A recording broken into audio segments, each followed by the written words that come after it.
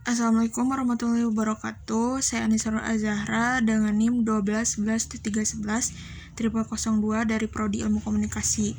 Di sini saya akan mereview buku untuk tugas mata kuliah Etika dan Logika Komunikasi tugas sesi 14. Buku yang saya review adalah buku dengan judul Ilmu Komunikasi, Teori dan Praktek karya Profesor Dr. Andes Anung Ujana Effendi, MA.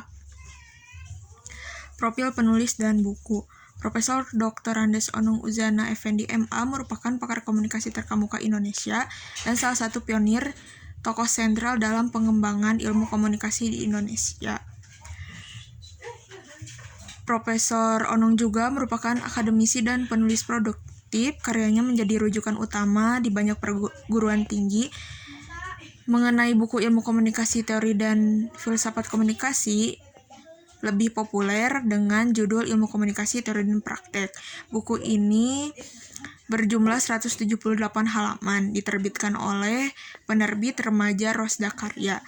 Buku ini merupakan buku yang fundamental dan wajib dibaca oleh seluruh mahasiswa khususnya ilmu komunikasi di Indonesia. Signifikansinya menjadi pondasi pemahaman dasar ilmu komunikasi di tingkat nasional. Mengapa buku ini penting? Karena buku ini menjadi acuan dasar bagi kurikulum ilmu komunikasi di berbagai universitas. Selain itu, menjadi teori dan praktek menghubungkan konsep-konsep teoritis yang kompleks dengan aplikasinya dalam kehidupan nyata. Mempunyai bahasa yang jelas, menyajikan materi yang kompleks dengan bahasa yang mudah dipahami, cocok untuk pemula hingga tingkat lanjut. Selanjutnya, kontribusi besar memperkaya literatur ilmu komunikasi berbahasa Indonesia. Bab 1, konsep dasar komunikasi, memahami hakikat komunikasi. Definisi komunikasi. Apa sih komunikasi itu? Komunikasi merupakan proses penyampaian pesan atau informasi dari komunikator sang pengirim pesan kepada komunikan sang penerima pesan. Tujuan utamanya adalah untuk menciptakan pemahaman bersama. Ada pula unsur-unsur komunikasinya, diantaranya komunikator, pesan, media atau saluran, komunikan, efek, dan umpan balik. Seperti halnya menurut Laswell, yaitu who says what, in which channel, to whom, with what effect. Ada juga gangguan atau noise, yaitu hambatan dalam proses komunikasi. Selanjutnya, model-model komunikasi, visualisasi proses komunikasi, misalnya linear, interaksional, dan transaksional. Bab 2, pendekatan dan filsafat komunikasi. Sini pendekatannya ada pendekatan interdisipliner yang mencakup psikologis, yaitu mempelajari bagaimana individu memproses dan merespon pesan. Selanjutnya ada sosiologis, yaitu melihat komunikasi dalam konteks interaksi sosial dan struktur masyarakat. Selanjutnya ada antropologi, yaitu memahami komunikasi dalam konteks budaya dan tradisi. Ada politik, menganalisis peran komunikasi dalam kekuasaan, pemerintahan, dan opini publik. Terakhir ada filsafat komunikasi, yaitu merangkul pertanyaan mendalam tentang hakikat, nilai, dan etika komunikasi. Terakhir ada bagaimana komunikasi membentuk realitas dan pemahaman kita tentang dunia. Selanjutnya bab 3 ada teori-teori komunikasi, jendela memahami fenomena dan komunikasi. Di sini di buku ini dijelaskan ada beberapa teori komunikasi yang harus mahasiswa komunikasi tahu. Tapi sebelumnya, apa itu teori komunikasi? Teori komunikasi merupakan kerangka sistematis untuk menjelaskan, memprediksi, dan mengendalikan fenomena komunikasi.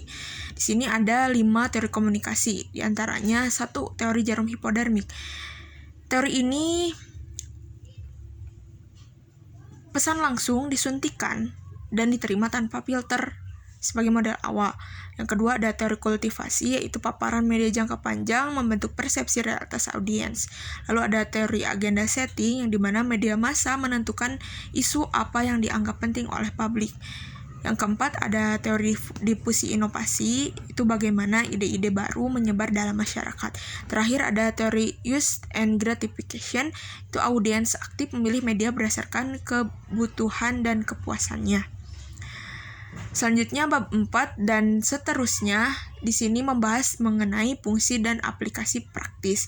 Di dalamnya ada peran komunikasi dalam masyarakat, yaitu sebagai pemberi informasi, mendidik, menghibur, dan mempersuasi. Efek komunikasinya dibagi menjadi 2, diantaranya ada dampak kognitif, yaitu pengetahuan, afektif sikap, dan konatif perilaku. Lalu, baik yang disengaja maupun tidak disengaja. Aplikasi praktisnya itu melalui komunikasi massa seperti TV, radio, koran, internet. Lalu ada komunikasi antar pribadi, yaitu interaksi antara 2 orang atau lebih. Komunikasi kelompok, dinamika komunikasi dalam kelompok kecil, komunikasi organisasi, komunikasi dalam struktur perusahaan atau lembaga. Terakhir ada komunikasi publik atau pidato, itu berbicara di depan halayak ramai. Kesimpulannya, mengapa buku ini tetap relevan? Karena pondasinya yang kuat, memberikan dasar yang kokoh untuk memahami ilmu komunikasi. Selanjutnya, integrasi menghubungkan teori, filsafat, dan praktik secara holistik. Terakhir, penting bagi mahasiswa dan praktisi. Panduan esensial untuk studi akademis dan aplikasi profesional. Jadi, di sini saya sangat merekomendasikan buku ini karena buku ini memang sangat penting bagi kita, khususnya para mahasiswa ilmu komunikasi, karena sebagai rujukan untuk belajar kita dan lain-lain. Buku ini sangat penting dan mudah juga ditemui di media offline atau offline. Masih banyak bisa dibeli dan sangat mudah dijumpai. Dan harganya juga cukup terjangkau. Jadi untuk kalian yang mau beli buku ini, dicari aja di toko buku atau enggak di e-commerce, itu banyak banget. Tinggal diketik aja judul bukunya, nanti judul buku terus penerbitnya siapa nanti juga keluar. Dan ada satu kutipan di mana memahami komunikasi adalah kunci memahami interaksi manusia dan masyarakat. Terima kasih. Mohon maaf bila ada kesalahan dalam penyampaian review buku saya. Wassalamualaikum warahmatullahi wabarakatuh.